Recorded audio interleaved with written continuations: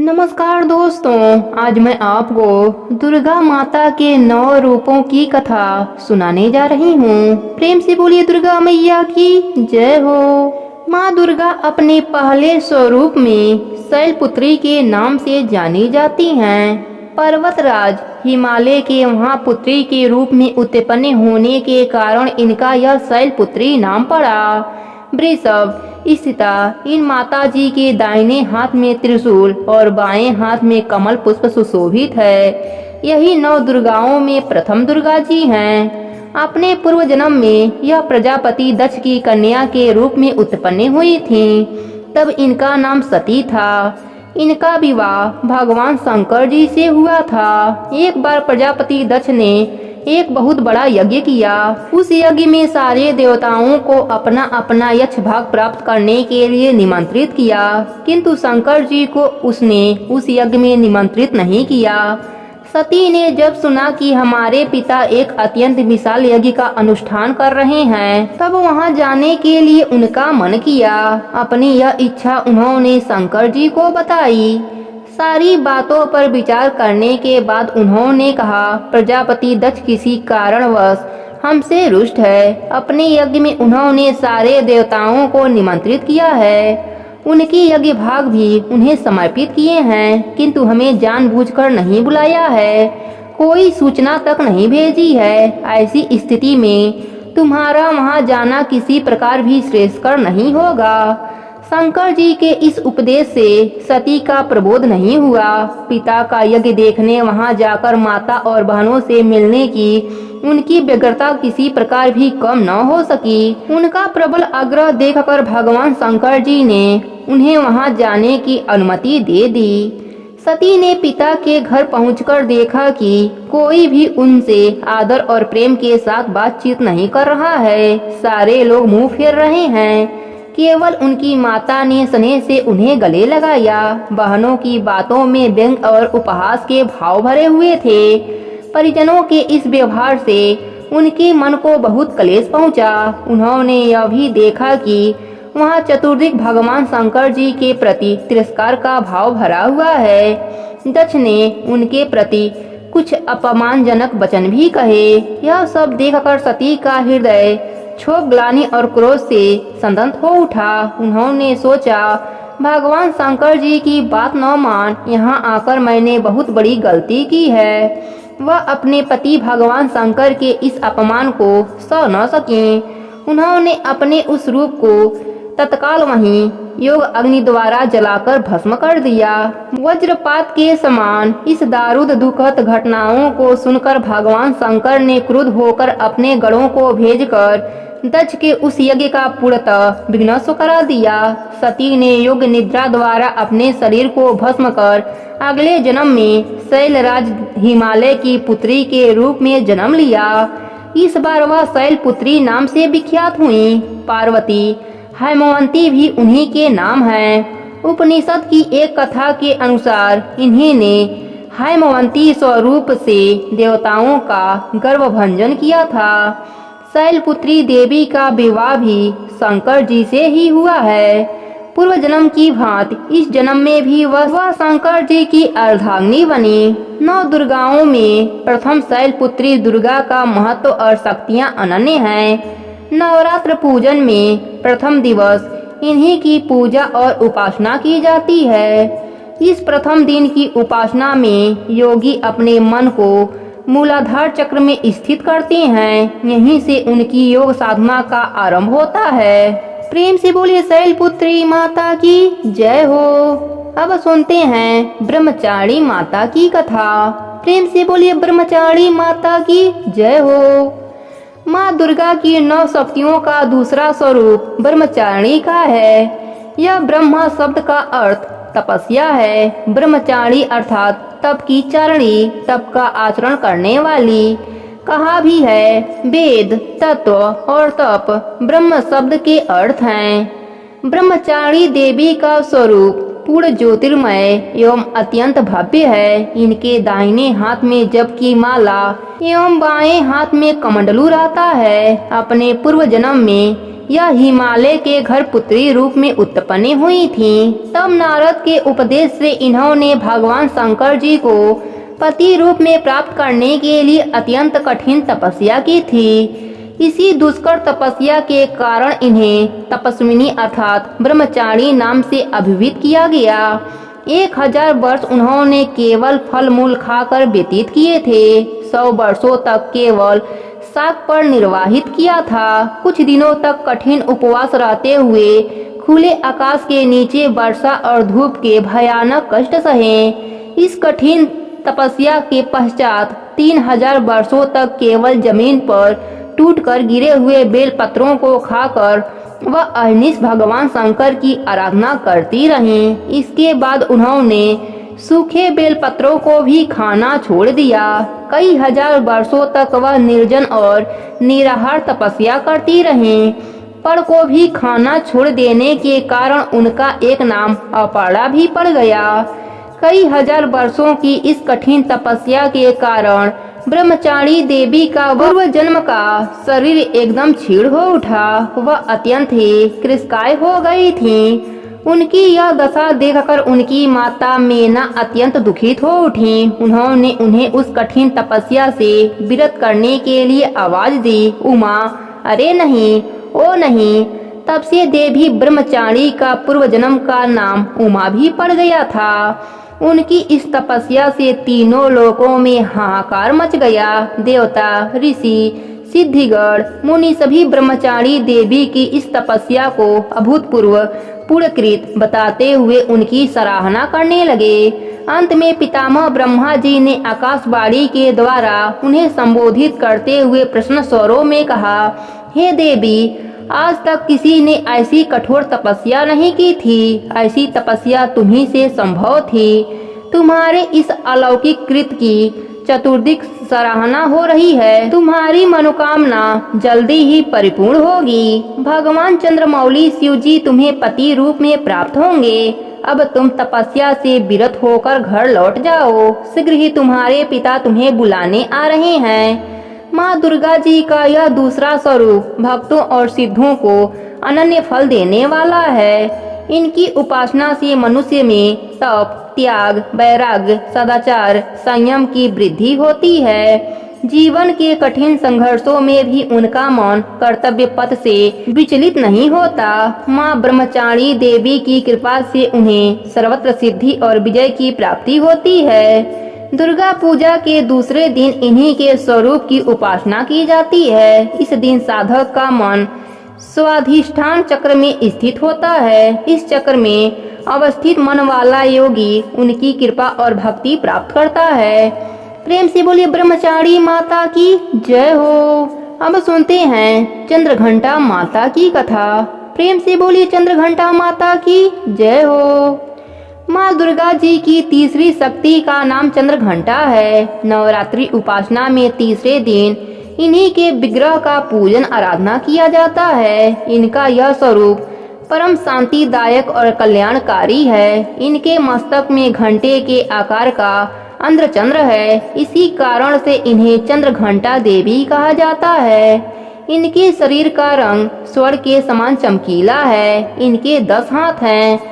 इनके 10 हाथ में खड्ग आदि शस्त्र तथा बाण आदि अस्त्र विभूषित हैं। इनका वाहन सिंह है। इनकी मुद्रा युद्ध के लिए उद्धत रहने की होती है। इनके घंटे की भयानक चंड ध्वनि से अत्याचारी दानव दैत्य राक्षस सदैव कांपते रहते हैं। नवरात्रि की दुर्गा उपासना में तीसरे दिन की पूजा का अत्यधिक महत्व है। इस दिन साधक का मन मणिपुर चक्र में प्रविष्ट होता है। माँ चंद्रघंटा की कृपा से उसे अलौकिक वस्तुओं के दर्शन होते हैं। दिव्य सुगंधियों का अनुभव होता है तथा विविध प्रकार की दिव्य ध्वनियाँ सुनाई देती हैं। ये क्षण साधक के लिए अत्यंत सावधान रहने के होते हैं। माँ चंद्रघंटा की कृपा से साधक के समस्त पाप और बाधाएं विनष्ट हो जाती हैं। इनकी आराधना सद फलदायिनी है। इनकी मुद्रा सदैव उद के लिए अभिमुख रहने की होती है, अतः भक्तों के कष्ट का निवारण यह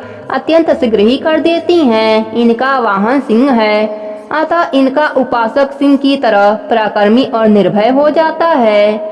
इनके घंटे की ध्वनि सदा अपने भक्तों की प्रेत बाधाओं से रक्षा करती रहती है। इनका ध्यान करते ही शरणागत की रक्षा के लिए इस घंटे की ध्वनि निनादित हो उठती है। दुष्टों का दमन और विनाश करने में सदैव तत्पर रहने के बाद भी इनका स्वरूप दर्शक और आराधक के लिए अत्यंत सौम्यक एवं शांति से परिपूर्ण रहता है। इनकी आराधना से प्राप्त होने वाला एक बहुत बड़ा सद्गुण यह भी है कि साधक में वीरता, निर्भयता के साथ ही सौम्यता एवं विनम्रता का विकास होता है। उसके मुख, नेत्र तथा संपूर्ण काया में क्रांति गुण की वृद्धि होती है। स्वर में दिव्य अलौकिक मायूर का समावेश हो जाता है। माँ चंद्रघंटा के भक्त और उपासक जहाँ भी जाते हैं, लोग उन्हें देखकर शांति और सुख का अनुभव करते हैं। ऐसे साधक के शरीर से दिव्य प्रकाश युक्त परमाणुओं का अदिश्य विकिरण होता रहता है। यह दिव्य क्रिया साधारण चक्षुओं से दिखलाई नहीं देती, किंतु साधक और उसके संपर्क में आने वाले लोग इस बात का अनुभव भली भांति करते रहते हैं। हमें चाहिए कि अपने मन, वचन, कर्म एवं कार्य को विहित विधि विधान के अनुसार पूर्णतः परिशुद्ध एवं पवित्र करके माँ चंद्रघंटा के शरणागत होकर उनकी उपासना आराधना में तत्पर हों।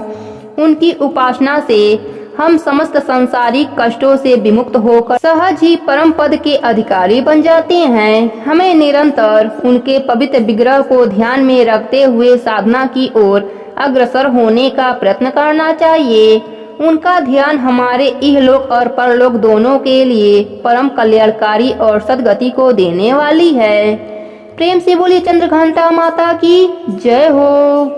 अब सुनते हैं कुष्मांडा माता की कथा। प्रेम से बोलिए कुष्मांडा माता की जय हो। माँ दुर्गा जी के चौथे स्वरूप का नाम कुष्मांडा है। अपनी मंद हल्की हंसी द्वारा खंड अर्थात ब्रह्मांड को उत्पन्न करने के कारण इन्हें कुष्मांडा देवी के नाम से अभिहित किया गया है।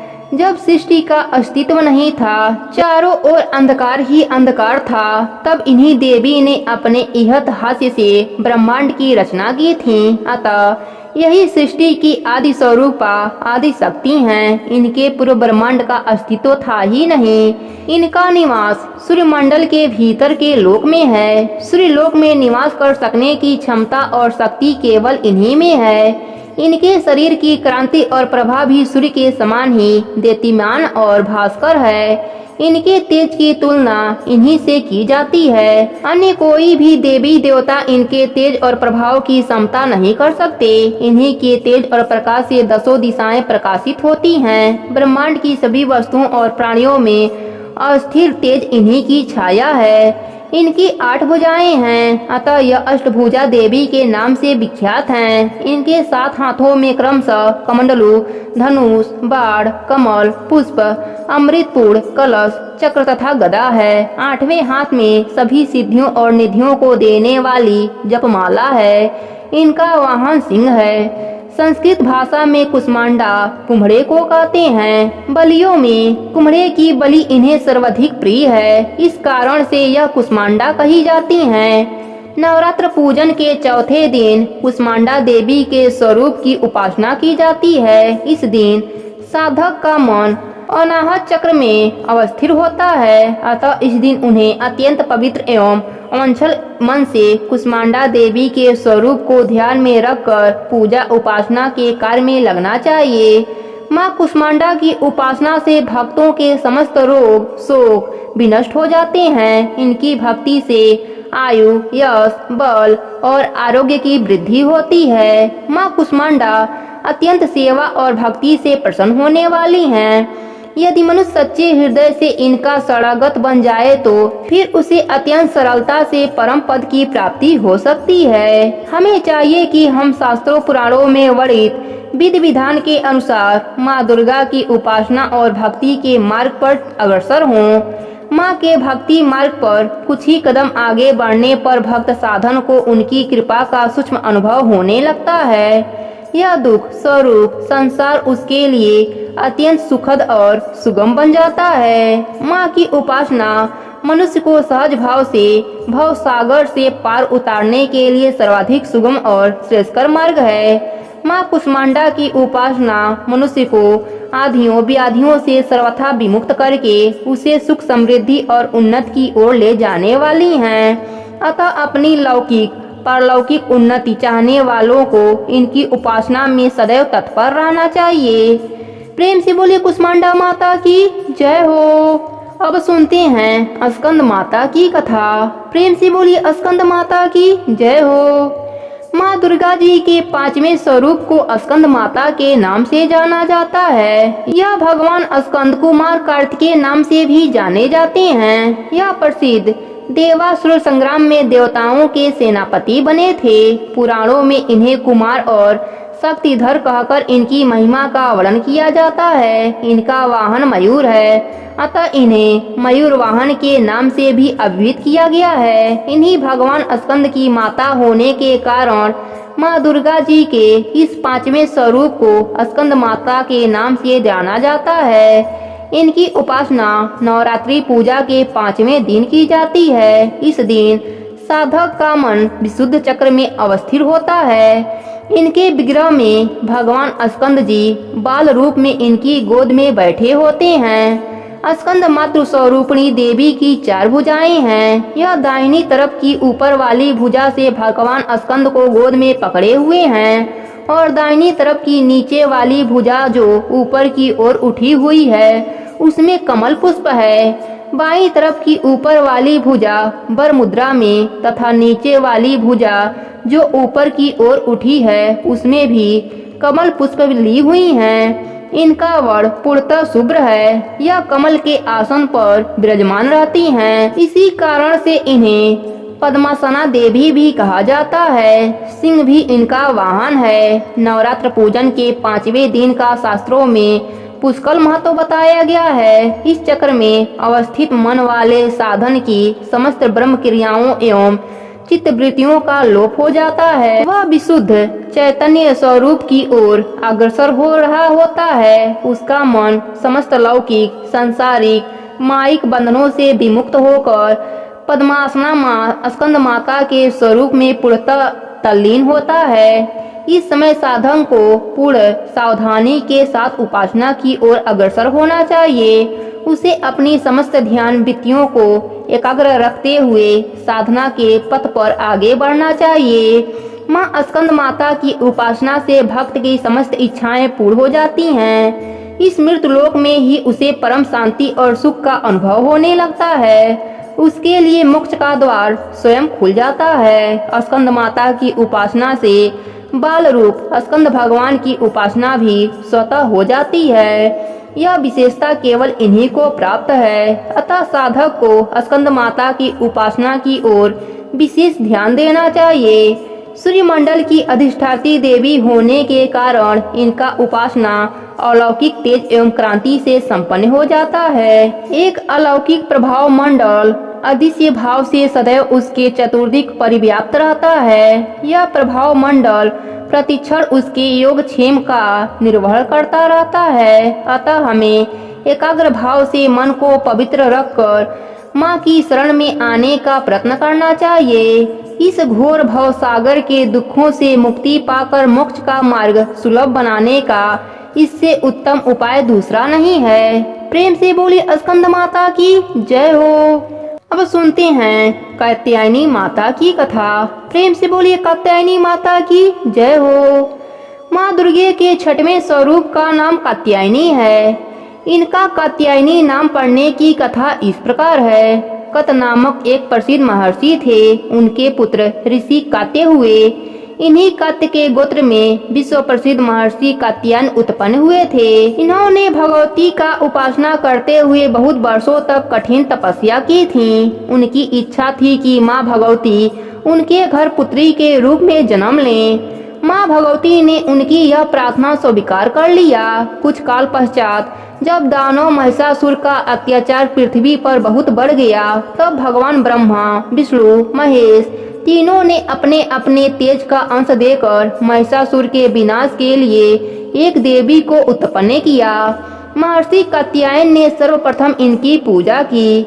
इसी कारण से यह कात्यायनी कहलाई। ऐसा भी कथा मिलता है कि यह महर्षि कात्यायन के महापुत्री रूप में उत्पन्न हुई थी। आश्विन कृष्ण चतुर्दशी को जन्म लेकर शुक्ल सप्तमी, अष्टमी तथा नवमी तक 3 दिन इन्होंने कात्यायन ऋषि की पूजा ग्रहण कर दशमी को महिषासुर का वध किया था। माँ कात्यायनी अमोद फलदायिनी हैं। भगवान कृष्ण को पति रूप में पाने के लिए ब्रज की गोपियों ने इन्हीं की पूजा कालिंदी यमुना के तट पर की थी। यह ब्रजमंडल की अधिष्ठात्री देवी के रूप में प्रतिष्ठित हैं। इनका स्वरूप अत्यंत ही भव्य और दिव्य है। इनका वर्ण सोने के समान चमकीला और भास्कर है। इनकी 4 भुजाएं हैं। माता जी का दाहिनी तरफ का ऊपर वाला हाथ अभय मुद्रा में है तथा नीचे वाला वर मुद्रा में है। बाईं तरफ के ऊपर वाले हाथ में तलवार और नीचे वाले हाथ में कमल पुष्प सुशोभित हैं। इनका वाहन सिंह है। दुर्गा पूजा के 6वें दिन इनके स्वरूप की उपासना की जाती है। उस दिन साधक का मन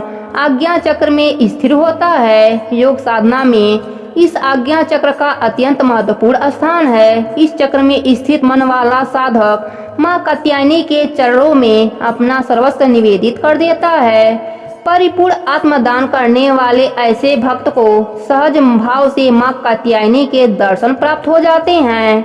माँ कात्यायनी की भक्ति और उपासना द्वारा मनुष्य को बड़ी सरलता से अर्थ, धर्म, काम, मोक्ष चारों फलों की प्राप्ति हो जाती है। वह इस लोक में स्थिर रहकर भी अलौकिक तेज और प्रभाव से युक्त हो जाता है। उसके रोग, शोक, संताप, भय आदि सर्वथा विनिष्ट हो जाते हैं। जन्म जन्मांतर के पापों को विनिष्ट करने के लिए माँ की उपासना से अधिक सुगम और सरल मार्ग दूसरा नहीं है। इनका उपासक निरंतर इनके सानिध्य में रहकर परम पद का अधिकारी बन जाता है। अतः हमें सर्वतोभाव से माँ के शरणगत होकर उनकी पूजा उपासना के लिए तत्पर होना चाहिए। प्रेम से बोलिए कात्यायनी माता की जय हो। अब सुनते हैं कालरात्रि माता की कथा। प्रेम से बोलिए कालरात्रि माता की जय हो। माँ दुर्गा जी की 7वीं शक्ति कालरात्रि के नाम से जानी जाती हैं। इनके शरीर का रंग घने अंधकार की तरह एकदम काला है। सिर के बाल बिखरे हुए हैं। गले में विद्युत की तरह चमकने वाली माला है। इनके 3 नेत्र हैं। ये तीनों नेत्र ब्रह्मांड के सदिश गोल हैं। इनके विद्युत के समान चमकीली किरणें सदिश होती रहती हैं। इनकी नासिका के श्वास प्रश्वास से अग्नि की भयंकर ज्वालाएं निकलती रहती हैं। इनका वाहन गधा है। ऊपर उठे हुए दाहिने हाथ की वर मुद्रा में सभी को वर प्रदान करती हैं। दाहिनी तरफ का नीचे वाला हाथ अभय मुद्रा में है। बाईं तरफ के ऊपर वाले हाथ में लोहे का कांटा तथा नीचे वाले हाथ में खड्ग है। माँ कालरात्रि का स्वरूप देखने में अत्यंत भयानक है, लेकिन यह सदैव शुभ फल देने वाली हैं। इसी कारण इनका नाम शुभंकरी है। अतः इससे भक्तों को किसी प्रकार भी भयभीत अथवा आतंकित होने की आवश्यकता नहीं है। दुर्गा पूजा के 7वें दिन माँ कालरात्रि की उपासना का विधान है। इस दिन साधक का मन सहस्त्रार चक्र में स्थित रहता है। इसके लिए ब्रह्मांड की समस्त सिद्धियों का द्वार खुलने लगता है। इस चक्र में स्थित साधक का मन पूर्णतः माँ कालरात्रि के स्वरूप में अवस्थित रहता है। उनके साक्षात्कार से मिलने वाले पुण्य का वह भागी हो जाता है। उसके समस्त पापों विघ्नों का नाश हो जाता है। उसे अक्षय पुण्य लोकों की प्राप्ति होती है। माँ कालरात्रि दुष्टों का विनाश करने वाली हैं। दानव, दैत्य, राक्षस, भूत, प्रेत आदि इनके स्मरण मात्र से ही भयभीत होकर भाग जाते हैं। यह ग्रह बाधाओं को भी दूर करने वाली हैं। इनके उपासक को अग्नि भय, जल भय, जंतु भय, शत्रु भय, रात्रि भय आदि कभी नहीं होते। इनकी कृपा से वह सर्वथा भय मुक्त हो जाता है।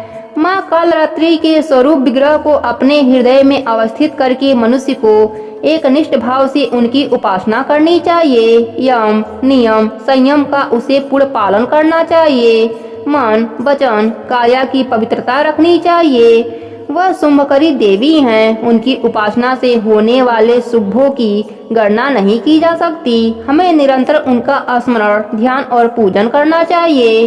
प्रेम से बोलिए कालरात्रि माता की जय हो। अब सुनते हैं महागौरी माता की कथा। प्रेम से बोलिए महागौरी माता की जय हो। माँ दुर्गा जी की 8वीं शक्ति का नाम महागौरी है। इनका वर्णपूर्णता गौड़ है। इस गौड़ता का उपमा शंख चक्र और कुंदन के फूल से की गई है। इनकी आयु 8 वर्ष की मानी गई है। अष्टवर्षा भवेत गौरी। इनके समस्त वस्त्र एवं आभूषण आदि भी श्वेत हैं। इनकी 4 भुजाएं हैं। इनका वाहन वृषभ है। इनके ऊपर के दाहिने हाथ में अभय मुद्रा वाली और नीचे वाले हाथ में त्रिशूल है। ऊपर वाले हाथ में डमरू और नीचे के बाएं हाथ में बर मुद्रा का है। इनकी मुद्रा अत्यंत शांत है। अपने पार्वती रूप में इन्होंने भगवान शिव को पति रूप में प्राप्त करने के लिए बड़ी कठोर तपस्या की थी। इनकी प्रतिज्ञा थी कि जन्म कोटि लगी रगर हमारी, बरऊ शंभु न तरहूं कुंवारी। इस कठोर तपस्या के कारण इनका शरीर एकदम काला पड़ गया। इनकी तपस्या से प्रसन्न और संतुष्ट होकर जब भगवान शिव ने इनके शरीर को गंगा जी के पवित्र जल से मलकर धोया, तब वह विद्युत प्रभा के समान अत्यंत क्रांतिमान और गौर हो उठी। तभी से इनका नाम महागौरी पड़ा। दुर्गा पूजा के 8वें दिन महागौरी की उपासना का विधान है। इनकी शक्ति अमोघ और सग फलदायिनी है। इनकी उपासना से भक्तों के सभी कलमश धुल जाते हैं। उसके पूर्व संचित पाप भी विनिष्ट हो जाते हैं। भविष्य में पाप संताप दैत्य दुख उनके पास नहीं आते। वह सभी प्रकार से पवित्र और अच्छे पुण्यों का अधिकारी हो जाता है। माँ महागौरी का ध्यान स्मरण पूजा आराधना भक्तों के लिए सर्वविध कल्याणकारी है। हमें सदैव इनका ध्यान करना चाहिए। इनकी कृपा से अलौकिक सिद्धियों की प्राप्ति होती है। मन को अनन्य भाव से एकनिष्ठ कर मनुष्य को सदैव इनके ही पादरबिंदों का ध्यान करना चाहिए। यह भक्तों का कष्ट अवश्य ही दूर करती हैं। इनकी उपासना से अंतरजनों के असंभव कार्य भी संभव हो जाते हैं। अतः इनके चरणों की शरण पाने के लिए हमें सर्वविधि प्रयत्न करना चाहिए। पुराणों में इनकी महिमा का प्रचुर आख्यान किया गया है। यह मनुष्य की वृत्तियों को सत्य की ओर प्रेरित करके असक्त विनाश करती हैं। हमें प्रवृत्ति भाव से सदैव इनका शरणागत बनना चाहिए। प्रेम से बोलिए महागौरी माता की जय हो। अब सुनते हैं सिद्धिदात्री माता की कथा। प्रेम से बोलिए सिद्धिदात्री माता की जय हो। माँ दुर्गा जी की 9वीं शक्ति का नाम सिद्धिदात्री है। यह सभी प्रकार की सिद्धियों को देने वाली हैं। माँ सिद्धिदात्री भक्तों और साधकों को सभी सिद्धियां प्रदान करने में समर्थक हैं। देवी पुराण के अनुसार भगवान शिव ने इनकी कृपा से ही इन सिद्धियों को प्राप्त किया था। इनकी अनुकंपा से ही भगवान शिव का आधा शरीर देवी का हुआ था। इसी कारण वह लोक में अर्धनारेश्वर नाम से प्रसिद्ध हुए। माँ सिद्धिदात्री 4 भुजाओं वाली हैं। इनका वाहन सिंह है। यह कमल पुष्प पर आसीन होती हैं। इनके दाहिने तरफ नीचे वाले हाथ में चक्र, ऊपर वाले हाथ में गदा तथा बाईं तरफ के नीचे वाले हाथ में चक्र और ऊपर वाले हाथ में कमल पुष्प है। नवरात्र पूजन के 9वें दिन इनकी उपासना की जाती है। इस दिन शास्त्रीय विधि विधान और पूर्ण निष्ठा के साथ साधना करने वाले साधक को सभी सिद्धियों की प्राप्ति हो जाती है।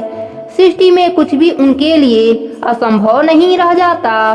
ब्रह्मांड पर पूर्ण विजय प्राप्त करने की सामर्थ्य उनमें आ जाती है। प्रत्येक मनुष्य का यह कर्तव्य है कि वह माँ सिद्धिदात्री की कृपा प्राप्त करने का निरंतर प्रयत्न करे, उनकी आराधना की ओर अग्रसर हो। इनकी कृपा से अनन्य दुख रूप संसार से निमित्त रहकर सारे सुखों का भोग करता हुआ वह मोक्ष को प्राप्त कर सकता है। 9 दुर्गाओं में माँ सिद्धिदात्री अंतिम है। अन्य 8 दुर्गाओं की पूजा उपासना शास्त्रीय विधि विधान के अनुसार करते हुए भक्त दुर्गा पूजा के 9वें दिन इनकी उपासना में प्रविष्ट होते हैं।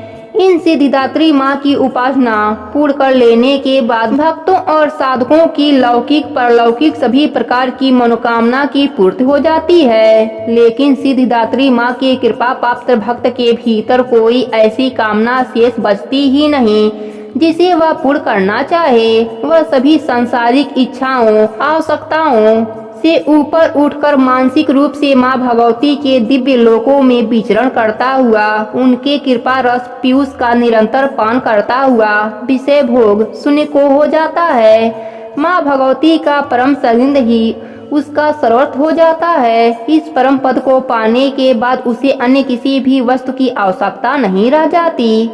माँ के चरणों का यह साधिंध्य प्राप्त करने के लिए हमें निरंतर नियम निष्ठ रहकर उनकी उपासना करनी चाहिए। माँ भगवती का स्मरण ध्यान पूजन हमें इस संसार की साधारणता का बोध कराते हुए वास्तविक परम शांतिदायक अमृत पद की ओर ले जाता है। प्रेम से बोलिए सिद्धिदात्री माता की जय हो। नव दुर्गा माता की जय हो।